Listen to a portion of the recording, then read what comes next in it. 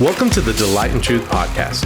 Our mission is to encourage and challenge followers of Jesus to delight in the truth of God's word and in the person of Jesus Christ. We hope you enjoy this episode. Hey everyone, welcome to the Delight in Truth podcast. I'm your host, Stevie, along with my fellow host, Lucas, and today we have a special guest, or maybe just a guest, I don't know. But it's our first guest of the podcast. So we have with us here Caleb Pinedo, the student ministry director here at CBC. Hi, Caleb. How's it going, Stevie? Thank you for that introduction. It started nice, and then you peeled it back a layer. I peeled it back a layer. That helps. I'm trying to keep expectations low. Yeah, humility. Thank you. Sometimes the Lord, humbles us. And so maybe I'm just being used as an instrument of God right now. But anyway, with that, Caleb, go ahead and share a little bit about yourself. Give us whatever details you feel like is important for us, for the congregation to know about you. Sure thing. I've been on staff here at Coronado since 2022. And that's the same year I got married. So Okay. Good year. That's a good year. Full-time marriage. Come on. Right out of college. And I've been here serving in various roles, started in Roots. And What's Roots? Can you give our congregation a little? Roots is our junior high ministry, and that goes from grades 6th through 8th grade. Okay. After serving in Roots, we also made a decision to have me working with high school and Roots. So that would be the Access Ministry, Access Student Ministry. There, I was working with you, actually. With me? Yeah. Wow. Surprise. Surprise. Yeah, that was every time we've doubled up. I've enjoyed that a lot, Stevie. It's been fun. We've done it a few times. Yeah, and here we are again on the podcast. How about that? And we had a little bit of crossover now because my most recent position change since Lucas has been on staff has not been working with Roots, since that falls under your job description, Lucas. He's been doing a fine job at that, everybody. I am now doing high school and college age. So that's allowed for a little bit more crossover between us. Okay. Yeah. It's been been good. great. It's been Yeah. fun. I had my last Saturday, though, with the college age this last week. It was fun. Tears may or may not have been shed. Lucas wouldn't know because he didn't come on Saturday. Well, I'll fill him in. The tears were shed. Tears were shed. It was not by me. Just kidding. I think It was by I think him. it was only exclusively by me. Anyway. There was watery eyes. Were there new people there? So they were like, "Who's this guy?" There were. Yeah, they're like, And is he it's a little crying? disconnected from the for crying, sure. but It's okay. It was nice. It was like a pack the house. It was. nice. It packed the house. It was a good time. So I really enjoyed that. Anything else about your, you mentioned Yes, you I were would- married. And my beautiful wife, her name is Robin. Robin. And we just welcomed our first baby. December 4th is his birthday, and his name is Theodore. So he's 6 months. No, 5. 5 months. Yeah. I can't do math. Okay. But It's 5 okay. months, yeah. I'm reminded by like everybody how old he is, because people are always guessing his age. If it wasn't for that, I would be a little bit slower, I think, to calculating it. But people like to go, what is he at? 6 months? 5? 4? Come on. Yeah, it's really cool. Good stuff. Yeah. Is there anything else about you? This is your moment Okay. to really just share and talk about anything. I'll I give would you a few love minutes. to bring people into, if you work around me, what you would learn. We joked a little bit about it earlier. I'm very loud. Uh-huh. So if you enter the office building, you can find me pretty easily. Quickly, let me tell you. You know if Caleb's working that That's day right. or not. That's right. But you're welcome to come into my office. Pretty much anybody can track my voice down. I have a question for you. Tell me about it. Is your son 5 months or 6 months? He's 5 months. Bro, we just... But if he was born in December, Yeah. December's 1 month. January. We're in the 5th month. It's like 0 days in December, Wasn't he born beginning of December? So December he 4th. became 1 month on January 5th. Yeah. Okay. Okay. Yeah. Hey. Oh yeah, because it's Educational. And podcast he doesn't here. have a kid, so we understand. We understand. Yeah. We definitely I can see where you're coming from, but Yeah. Yeah. Anyway. Oops. And then the other thing you would know about me, visiting our office, is I'm the resident coffee snob. Oh, yes. I take pride in that. And sometimes that pride gets challenged because I know the scriptures talk about pride. That's right. Let me give And my sometimes, spiel. yeah, okay. Well, I'll let you give a spiel first. So when I entered here, the only coffee pot, I guess, if you will, the lack of coffee pot, is that there are Keurig machines around here. Oh, everywhere. It's amazing. So convenient. So I didn't, at one point, I didn't know any better.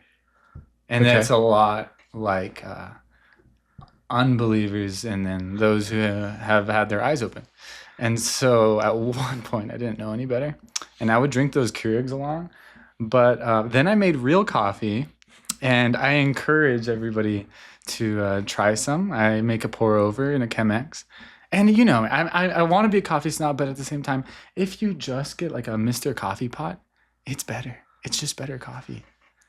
It can be. It is. And then we also have Pastor Samuel, and he is doing a French press. So there's the opportunity There's some good coffee. for good coffee. If anyone in the congregation ever wants to have a good cup of coffee, come see Samuel, come see Caleb.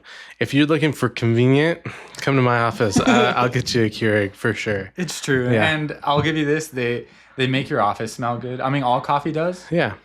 So your The Keurigs just do the that faster. So now, before we get into kind of what we're going to talk about today, I do want to go on the record. So for those of you who don't know, both Lucas and Caleb are huge Dallas Cowboy fans. Okay, it'll probably be mentioned. I know during and even our senior pastor, he's looking through it right now. He's wearing a Dallas Cowboys polo. So there's a lot of Cowboy fans here. right. But I'm going to go on record and saying that the Dallas Cowboys. All right, this is May 11th, 2026. The Dallas Cowboys are going to miss the playoffs again this year. So I'm not going to give a record. I'm not prophetic or anything, but with both these Cowboy fans in here, I just felt obligated to share that. So, You know, he did this to us last year, and he was right. I was right. I was off by one game on the record because they had a tie. If they had lost that game like they should have, then I would have been We should spot have on. won that game. That was a petty field goal. They should just let us have that win. It's debatable. Yeah. Anyway, so thank you for coming on the podcast, Caleb. As Thank you mentioned, for having me. You know, both you and Lucas oversee the student ministry, and so I'd love to kind of hear from both of you, either of you. Lucas has shared a few times a little bit about some of the things going on in middle school ministry, but I'd love to hear from both of you. You guys can kind of tag team at things you want to talk about, but just what's going on in student ministry. I mean, what's been pretty exciting, what's been challenging, what's been going on. Yeah. Well, about a year ago, Pastor Samuel came into my office, and we had a good meeting talking about missions and the place it has in the student ministry. And it was a good meeting because I had been a part of some mission trips that you had led, actually. I hadn't led one on my own necessarily, but we were talking about the importance of, at that age, having a vision outside of just like what happens in this community, outside of the city. And so him and I got to talk a little bit about missions, and then some meetings with Pastor Drew. I've been saying it like this. He's given me a like crash course 101, how to plan a mission trip.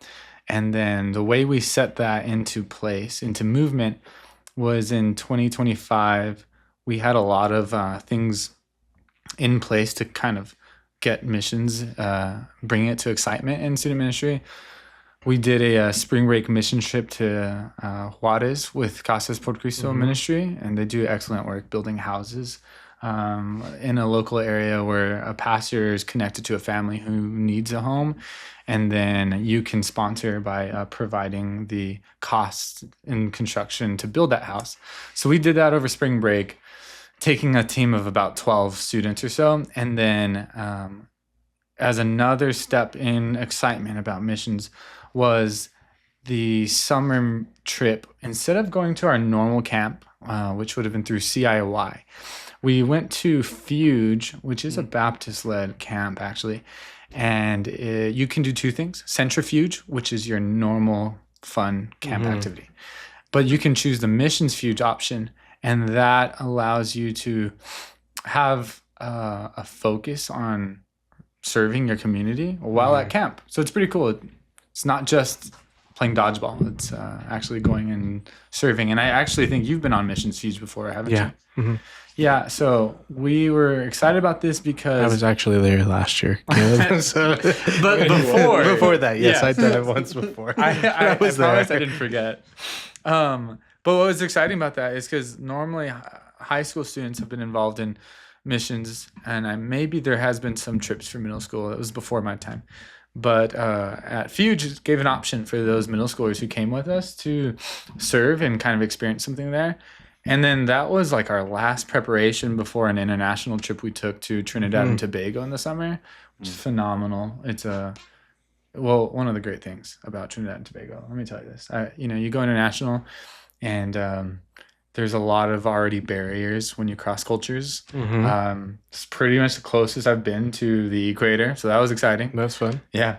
And they spoke English primarily, and so that made it accessible, or you can do things with interpreters.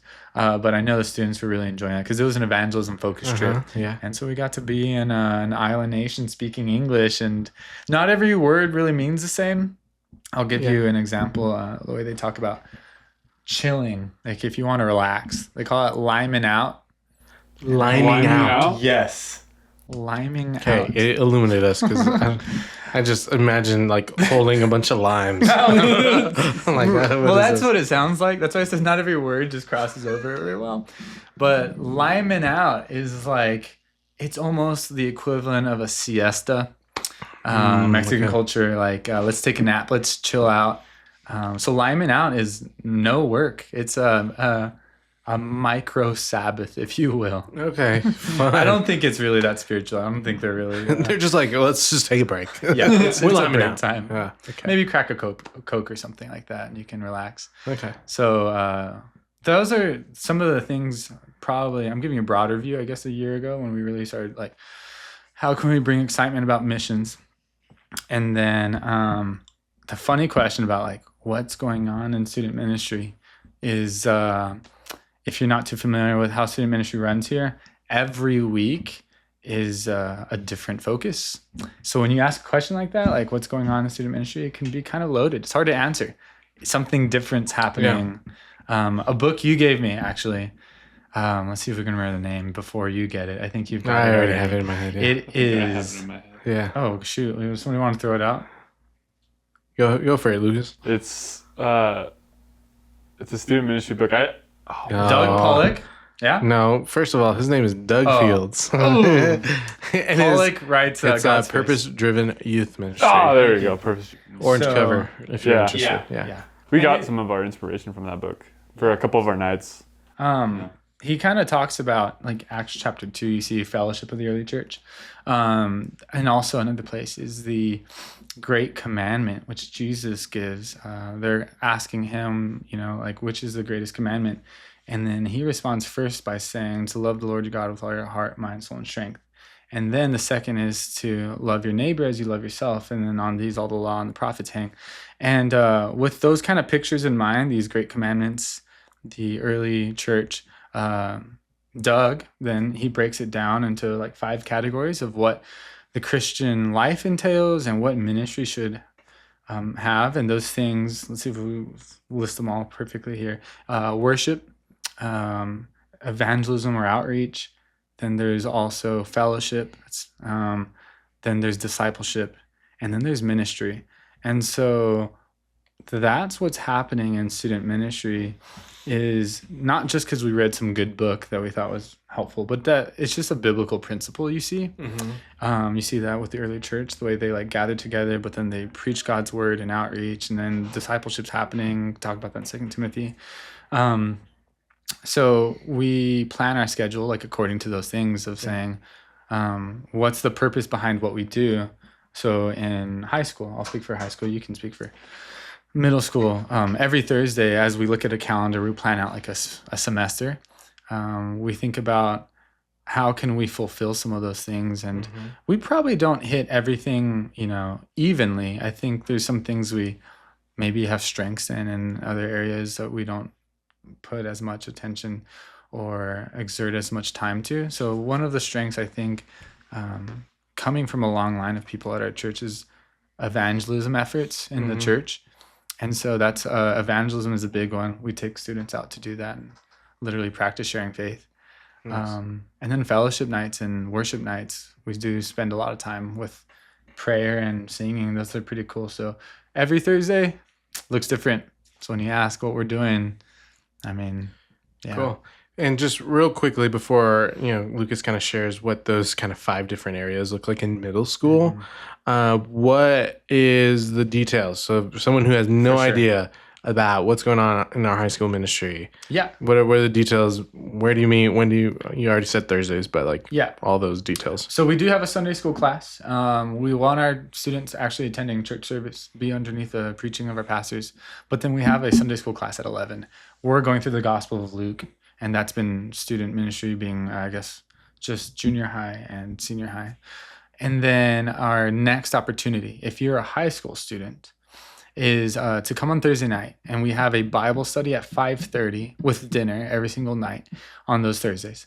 And then that'll end at 7 o'clock, because at 7 we do a different youth event, and that follows that structure of whether we just have prayer and worship, or we go out, or we do something fun. So that's what a Thursday would look like. And what's pretty cool is it's broken up at the Bible study time. We'll do some times where it's student taught series, or sometimes we mix it up and do leader led series. And it's really nice. You do have the option of coming to Bible study and getting some dinner, and then you're busy with work and your schoolwork it is for these students, and then they go home. But most of them really hang out from 5:30 at our church to 9:30, almost 10 probably on a Thursday night. So nice. Man, that's really cool. Yeah. And Lucas, so he mentioned kind of these 5 different components or kind of focuses in student ministry. What does that kind of look like in our middle school group? For middle school, it does definitely differ a little bit, just because of, I guess, capabilities of the students, and then also just what they're comfortable with. They're a lot younger, so it just varies, because we can't necessarily take students out to go evangelize, but we do have works of service, usually to help out with advertising for the church, whether it be door knocking, praying for people. Nice. We do that every now and again, and that's kind of the extent of our evangelism. We don't really go out to Walmart, or we don't do, I guess you would say, cold evangelism, where you just go up, walk up to someone and talk to them. But one of our main focuses is helping the students understand the word and how to live out the word. That's, I think, one of our big emphasis right now. Living out the word is really big, but especially coming from elementary, they know all the stories and they can recite the verses and do all that, but do they understand what they're reading, and are they living out what they're reading? What is Jesus Christ commanding them to do, and are they doing it? So I think that's a big emphasis for us, especially with middle school. I think it was also, I don't know if it was purpose-driven ministry or if it was another one. I think it was another book that you showed me, that middle school is in a very weird spot. Out of every other grade level, every other section of school, they're almost mistreated, in the sense that they're seen as very annoying. They're going through a weird stage of life. So middle schools are more of a hassle to most people. But one of the things too is with the middle school, is showing them a lot of love and a lot of grace that most people won't normally show them until later on. And so that's one of the things us as leaders, we really have to be careful with, is grace. Of course, they can take advantage of that, but it's showing them that grace that they're not normally shown because of their age group. So it's very interesting to run those ministries. But another thing we do too is we do have a lot of fellowship nights, especially we have tons of new kids that come in, and some of these students are homeschooled, some of them are in normal public school, and like Caleb says, they only see each other for a couple hours a day. For them, it's a Thursday night. For us, it's on Sunday. So we have our Sunday school. They hang out at Sunday school. Then we have our event later that same Sunday, which is Sunday Night Roots. And that's where they start to build friendships and fellowships, even though they might go to public school or homeschool. So we do have a lot of games, and we try to get them to know each other. And even for our prayer nights, worship nights, which we do have, we've been adding more and more frequently. Those have been really helpful because we're trying to teach them how to have a relationship with Jesus rather than just reading stories and knowing the stories. Yeah. Trying to help them understand that, and then to actually have a relationship with Jesus and how that looks like. So it's kind of what we do for Roots. I mean, I'm sure there's more that I'm probably forgetting, but it's kind of what we're looking at. Okay. Roots. Yeah. And something from hearing both of you guys share from middle school and high school, and I know you're just kind of getting started in college, but it's going to be the heart of college students, is really helping and equipping students to be the church now. And I think that's even a heart that our senior pastor has, and really challenging. And I don't know, like, as you're listening or watching, I think it's pretty challenging to hear that our middle school students, ranging from about 12 years old through our high school students being about 18 or so, I mean, they're going out, on a regular basis to share their faith, to serve in different ways in the life of our church. I know many students who serve in, whether it be, children's ministry. Yeah. They come serve in Awana. They come serve, during VBS when we have it in the summer. Some of the students work in the church's nursery, and so they're seeking to serve, and that's something that I want to challenge our listeners and those viewing, is to find ways to serve, and to serve the body of Christ here at CBC, but also those in our community, and to share the gospel. It's pretty challenging, and hearing about what our students are doing, and so thank you guys kind of for sharing that. And so, what? Yeah, go ahead. I could put a plug in there real quick. Yeah, talking about serving. If it's maybe you're listening and you're excited about the next generation, and you want to pour into that next generation. Leadership is something that is a part of these ministries. It's not just Lucas, and it's not just me up in front of students. It really can't happen without a strong core of leaders. Mm-hmm. And leaders is something that is always in need of. So you're listening and you're already thinking about, yeah, that's right, maybe others aren't thinking so kindly of middle school students, and you'd like to be a part of discipling them, and being able to speak truth of God's word into their life, then you should talk to us, Lucas or myself, about student ministry. And it's a committed thing. It's not something that you can show up one time and then again in the next month or two. We want consistency because students need that. But our students are in need of disciplers. And we would love if that's something burning on their heart, if you're listening, we'd love for you to come talk to us. Yeah. I think that's another thing too, is I think what a lot of people fail to see, and especially with like the presence of media and stuff, a lot of people get the idea that youth ministry is really easy and just fun and you just play with the kids and you're good. But honestly, student ministry is pretty difficult sometimes. You're just like, sometimes it's just like the stupid stuff that you do. You're like, why? Why would you do that? Why would you think that's a good idea? And then other times it's just like, you get into really deep conversations with some of the students. Right. They start sharing personal lives, and I mean, we're there to not only, having fun with them and being there with them is good, but there's more to it, and we're seen as spiritual guides for them. And so we do play a role in their spiritual growth, and I think a lot of people tend to forget that.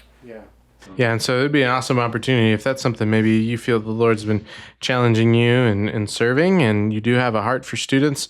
I've gotten to know several students over the years in serving in student ministry, but also going on, trips like Fuge last year and different things, Mix a couple of years ago with our middle schoolers.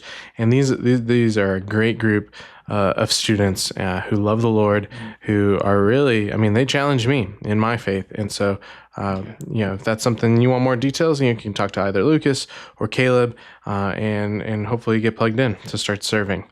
So that's going to kind of wrap up our time for this episode. But next time, that we have Caleb on. We'd love to hear more about just kind of his heart and the vision moving forward in student ministry. So thank you for tuning in to the Delight in Truth podcast, and we hope to see you next time.